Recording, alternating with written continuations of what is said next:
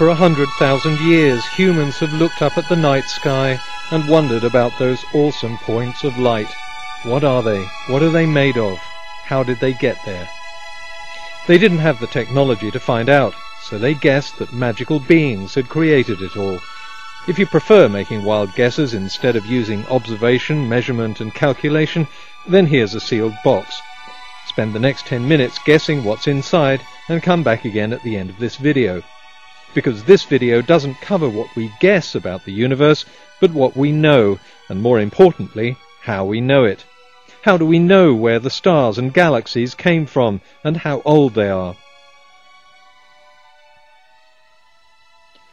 The first person to take a stab at gauging the scale of the world around him was the Greek scientist Eratosthenes of Cyrene. He knew that on the longest day of the year the sun was directly overhead at Syene in the south of Egypt, but cast a shadow in Alexandria to the north. By measuring the length of the shadow, he could work out the Earth's diameter. But while the Earth might be spherical, the dogma of a fixed Earth still held sway, backed by a powerful church. Problem was, this didn't fit the observable evidence, especially the observation that some wandering stars, or planets in Greek, had very erratic orbits around the Earth. When the telescope was invented, these planets turned out to be very different to the fixed stars. But it wasn't until Johannes Kepler calculated the exact orbits of the planets that a model of the solar system at last fit the observations. His law of planetary motion turned this into this. In the 18th century, a transit of Venus across the Sun, timed at opposite ends of the Earth, made it possible to calculate the exact distance of the Sun, and by extension the distances of all the known planets. But that still left the stars.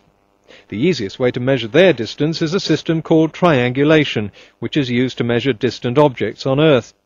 With stars, the baseline is the Earth's orbit around the Sun. Take an angle measurement here, and 6 months later here, and just do the math. This principle was known in the 17th century, that their instruments simply weren't accurate enough to measure such a tiny angle. But in 1838 the technology had caught up. The Prussian astronomer Bessel found that the binary star 61 Cygni was an astounding 60 trillion miles away. It was a distance so huge that it had to be measured in terms of the number of years it took light to cross it, 10.3 light years. Our universe just got bigger. Triangulation only works for stars up to 100 light-years away, but it was a start.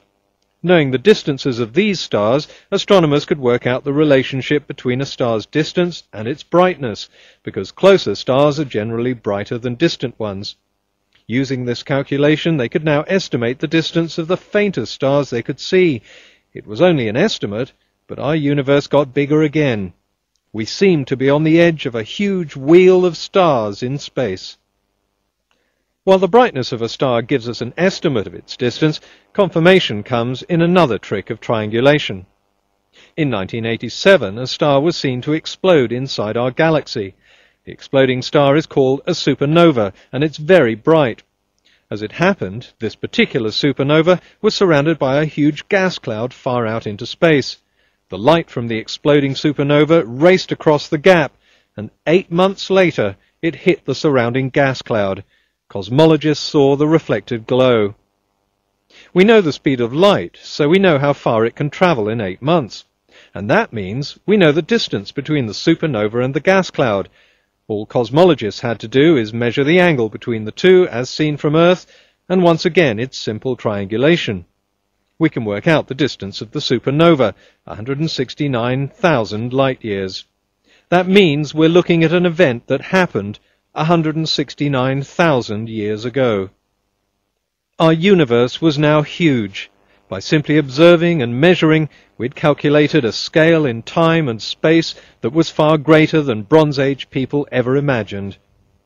But one question still confounded scientists. What are all these stars made of? To understand the evidence, we have to understand the atom. There are around 92 different types of atom, known as elements. They differ in the number of electrons, protons, and neutrons they have. When an atom emits light, it absorbs the light of particular wavelengths. Each element absorbs a different set of wavelengths. We can see these absorption patterns as lines when we look through an instrument called a spectroscope. This one shows the spectral lines of three elements that were very familiar to early 19th century scientists: hydrogen, lithium, and oxygen. But when the French astronomer Pierre Janssen pointed a spectroscope at the Sun in 1868, he found a set of spectral lines no one had ever seen before. It was a completely unknown element. He called it helium, after the Greek word helios, the sun.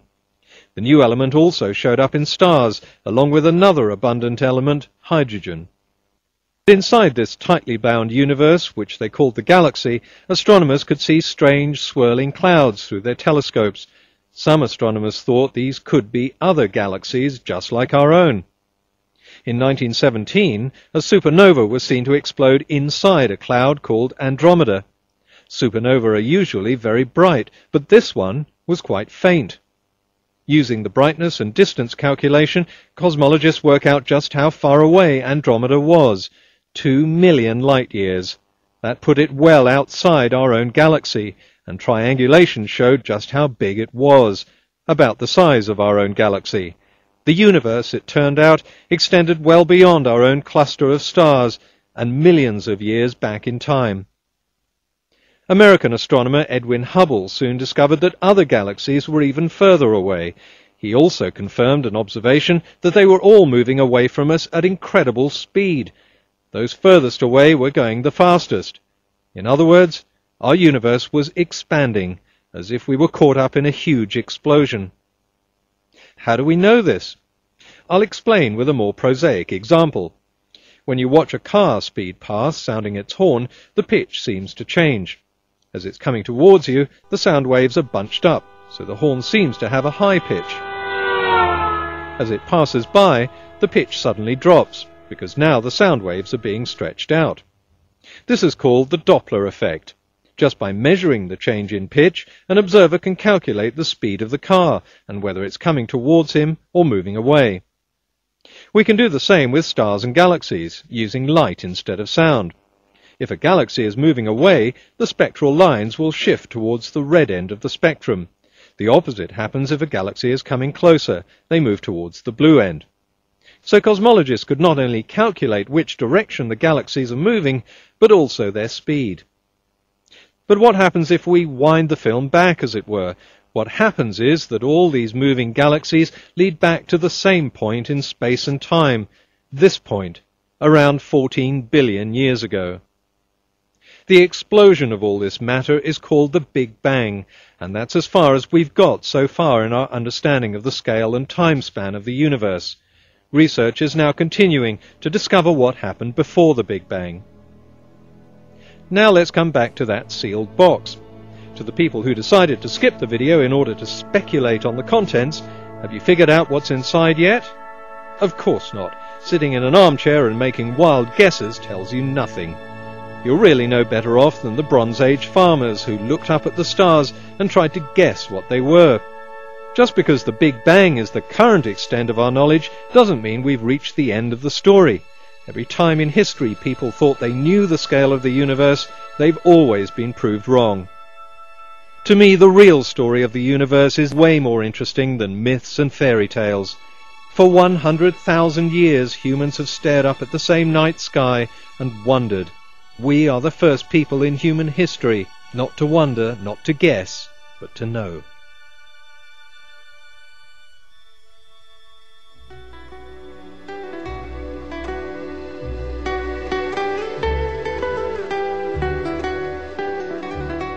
In part 1 of this video, I looked at our growing knowledge of the universe and how humans became aware of its scale in time and space. Now I want to explain what that knowledge tells us about how our universe unfolded, how the stars and galaxies formed, and how the Earth was created, not by magic, but by physical processes we know and understand.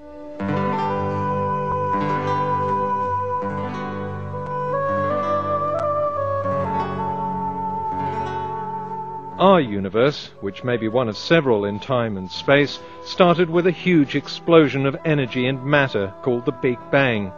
Neutrons, protons, and electrons rode in the wake of an expansion of time and space itself. After 380,000 years, the universe had cooled enough for these particles to come together to form the first atoms. Nearly 3/4 of them were simple hydrogen, just one proton and one electron. 28% were helium, which has 2 protons, 2 neutrons, and 2 electrons. Cosmologists thought this cloud of matter must have been patchy, denser in some parts than others. Otherwise, the denser parts couldn't have come together later to form stars. Based on the state of our present universe and theoretical models of the Big Bang, they predicted what this patchy early universe would have looked like. Denser clouds are always a few millionths of a degree warmer than the emptier parts of our cosmos, so cosmologists knew that if they could look back 13 billion years, they should be able to see the heat imprint of these early clouds of particles. They'd have to find background temperatures from the universe's furthest reaches. The instrument that achieved this was NASA's Wilkinson Microwave Anisotropy Probe. It spent 2 years collecting data from 13 billion light-years away, which meant it was not only looking deep into space, but also 13 billion years back in time. Then in 2003 the picture was ready, and the world caught its first glimpse of our universe at birth. What you're looking at is a picture of our universe just 380,000 years after it was born, as the first atoms were being formed. It's like seeing the photo of an 80-year-old man just 19 hours after his birth. The red areas are warmer clouds of matter, the blue areas colder and emptier. Hydrogen and helium, protons and neutrons, drifting in a dark cosmos. The Wilkinson probe results were hailed as a scientific breakthrough. They matched the predictions perfectly. Over millions of years, gravitational attraction pulled many of these denser clouds of matter closer together, and the more dense they became, the greater the gravitational attraction. Just as a spinning skater spins faster when she pulls in her outstretched arms, each swirling cloud began to spin, until they became tight balls of rotating gas. Inside each ball of gas, the pressure increased. Whenever a gas is compressed, it heats up. So hydrogen atoms in the center of the cloud started vibrating faster and faster until they were crashing into each other at such high speed they began to fuse to form helium. Each nuclear fusion reaction is accompanied by the release of energy. The energy makes other hydrogen atoms vibrate even faster, fusing more of them, releasing more energy that fuses more atoms, and in a split second, a chain reaction. Like trillions of hydrogen bombs exploding at once, the ball of gas ignites. The first stars illuminate the cosmos.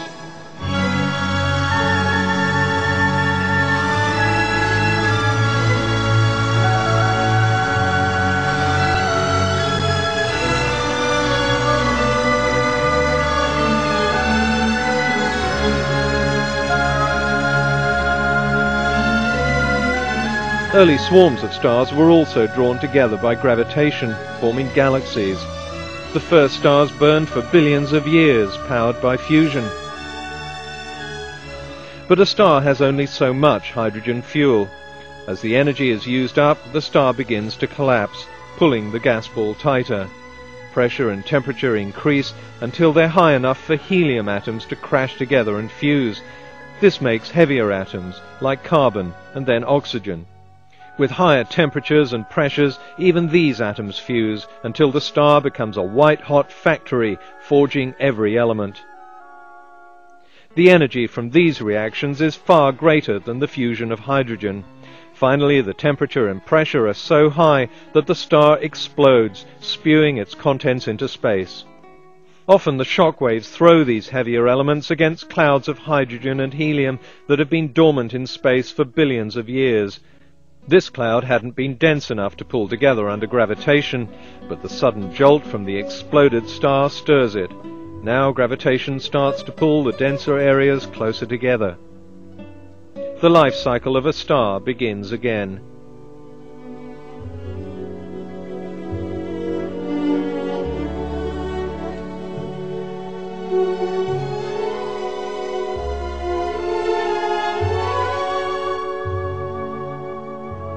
Only this time, things are different. This time, the cloud of gas is laden with heavier elements. Thanks to spectroscopy, explained in part 1 of this video, we can measure the proportion of the different elements in stars and in our own sun. Because stars have been forming since our universe began, we can see them in all their different stages of development, from their inception to birth, maturity, old age, and death. So we know the rate at which hydrogen and helium fuse. The proportion of the two elements tells us the age of the star. Our Sun is about halfway through its life cycle, which makes it about 5 billion years old. So 5 billion years ago, a nondescript cloud of gas must have come together in this way and formed a medium-sized, rather nondescript star on the edge of a very ordinary spiral galaxy. As it formed, the heavier elements in the cloud created rings of dust in orbit. Over time, these came together under gravitational attraction to make tiny rocks, then larger rocks, a process known as accretion. This isn't an extraordinary process. In our tiny corner of the universe alone, cosmologists have detected hundreds of planets, so there could be billions of them in just our galaxy. Some would be too close to a star, and water would boil away in the intense heat. Others would be too far, and water would freeze. But for any planet in an orbit between those two extremes, water would be liquid, just like on Earth. Within a few 100 million years, accretion had created a huge ball of rock that would become our planet. At first it was molten because of the energy of millions of collisions. Then the molten ball began to cool, and a hardened crust formed over it. A few million years after it formed, the Earth was cool enough for water to condense, and over the next billion years, chemical reactions created replicating molecules that would one day evolve into simple cells. In the two parts of this video, we've seen how our universe, our Sun, and eventually our planet formed over a period of 13.7 billion years, without any need for invisible beings. So we know the universe wasn't made in 6 days, and of course we know it's a lot more than 6,500 years old. If you want to believe in a recent mythical creation, then you've missed out on a lot of the incredible advances in knowledge over the last 300 years. You've also missed out on something that would have astonished the 4,000 generations of humans who preceded us, and who were so curious about the creation of our world that they had to invent gods and spirits to explain it. They would never have dreamed that one day we'd have the technology to look back in time nearly 14 billion years and take a snapshot of the birth of our universe.